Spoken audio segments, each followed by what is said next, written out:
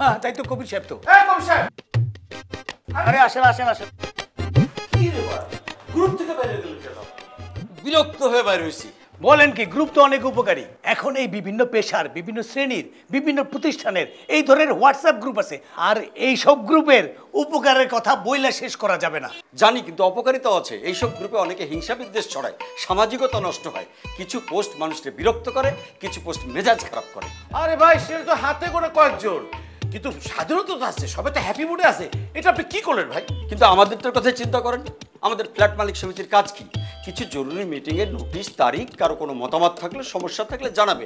কিন্তু ভাই, এক ফ্ল্যাটের বিরুদ্ধে আর এক ফ্ল্যাটের কমপ্লেন। কারণ রাজনৈতিক পোস্ট দেখলে বোঝা যায় কে কোন পার্টি করে। কেউ উপদেশ বাণী, কেউ মনীষীদের কথায়, কেউ বিভিন্ন রকম জোকস দেয়। আবার কোন ব্যাংক দেউলিয়া হয়েছে, কোন ব্যাংকের টাকা রাখা নিরাপদ না, এইরকম সব যত উদ্ভট আর অপ্রয়োজনীয় পোস্ট।